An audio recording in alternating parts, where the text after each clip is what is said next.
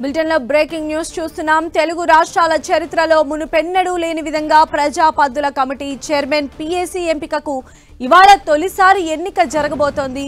సభలో ప్రతిపక్షం లేకపోవడంతో సంఖ్యాబలం ప్రకారమే పీఏసీ ఎన్నికకు వెళ్లాలని ఎన్డీఏ కూటమి నిర్ణయించింది.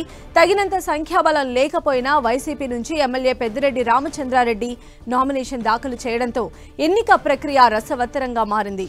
అసెంబ్లీ కమిటీ హాల్లో ఇవాళ ఉదయం నుంచి మధ్యాహ్నం 2 గంటల వరకు పోలింగ్ జరగనుంది.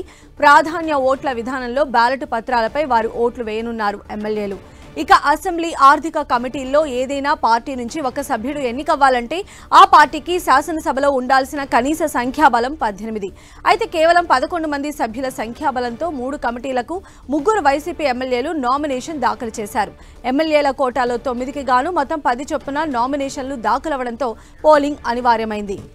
ప్రజా పద్దుల కమిటీ చైర్మన్ గా జనసేన ఎమ్మెల్యే పులపర్తి ఆంజనేయుల ఎన్నిక దాదాపు ఖరారైంది. ఈయన 3 సార్లు ఎమ్మెల్యేగా ఎన్నికయ్యారు.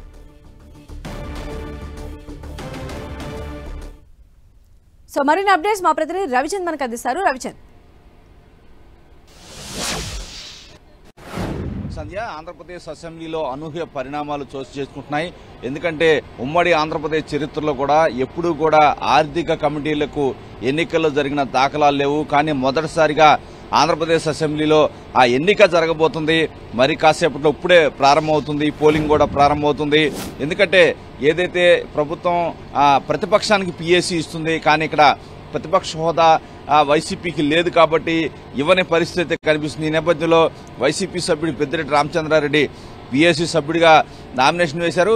అదేవిధంగా పీఈసీ కమిటీలకు కూడా వైసీపీ నుంచి నామినేషన్లు పడ్డాయి. ఈ నేపథ్యంలో శాసనసభ నుంచి 9 మంది సభ్యులు ఎన్నిక కావాల్సి ఉంది. శాసన మండలి వరకు ఇబ్బంది లేదు. ఎందుకంటే అక్కడ ఉన్న సంఖ్యాబలాన్ని బట్టి ఇది 2 సభ్యులు వైసీపీకి, 1 సభ్యుడు టీడీపీకి అక్కడ ఒక కాంప్రమైజ్ దూరంలో ముందుకు పోయిన పరిస్థితుంది. కానీ శాసనసభలో మాత్రం వైసీపీ సభ్యులు నామినేషన్ వేయటంతో ఎన్నిక అనివార్యమైంది. ఈ నేపథ్యంలోనే మరి కాసేపట్లో పోలింగ్ కూడా ప్రారంభం కాబోతుంది.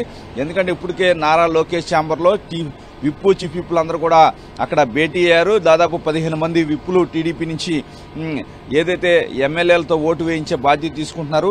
ఎమ్మెల్యే ప్రతి ఒక్కరు కూడా సభ్యులందరికీ ఓట్లు వేయాల్సిన పరిస్థితి ఉంటుంది.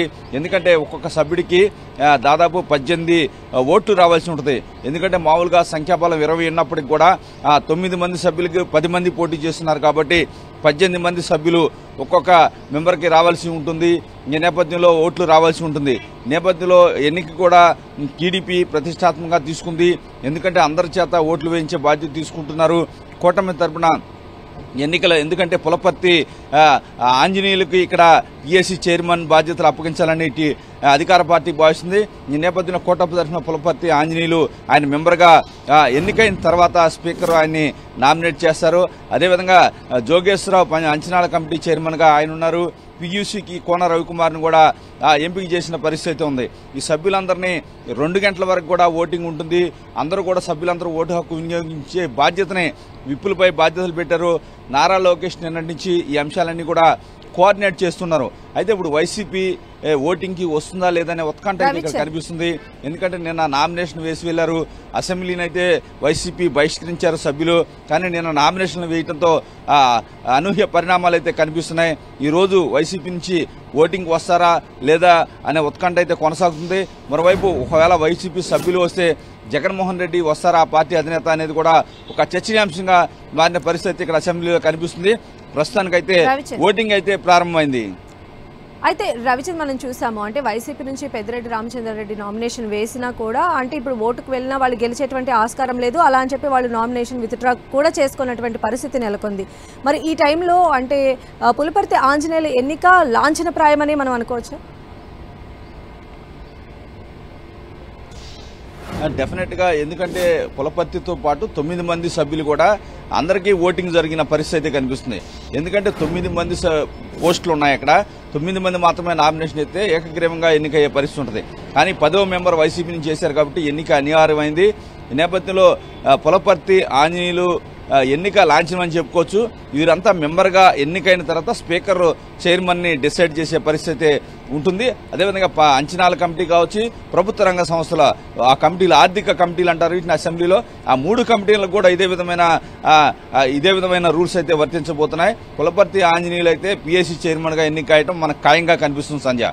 అయితే ఆ తర్వాత పియూసీకి సంబంధించి చైర్మన్ ఎవరవుతారు అనేటువంటి అనౌన్స్మెంట్ కూడా చేసే అవకాశం ఉన్నట్టుగా తెలుస్తోంది. దీనికి సంబంధించి ఎవరినైనా చంద్రబాబు ఎంపిక చేయడం జరిగిందా? దీనికి సంబంధించిన డీటెయిల్స్ ఏంటి? అంటే ఇప్పుడు 3 కమిటీలకు కూడా నిన్ననే చంద్రబాబు ఒక అభిప్రాయం అయితే కూటమిలో ఒక అభిప్రాయం వ్యక్తమైంది. ఎందుకంటే పిఎస్సికి జనసేనకి ఇచ్చారు, మిగిలిన అంచనాల కమిటీ కావచ్చు, అది ప్రభుత్వ రంగ సంస్థల కమిటీలు, ఈ 2 కూడా టీడీపీ కేటాయించారు.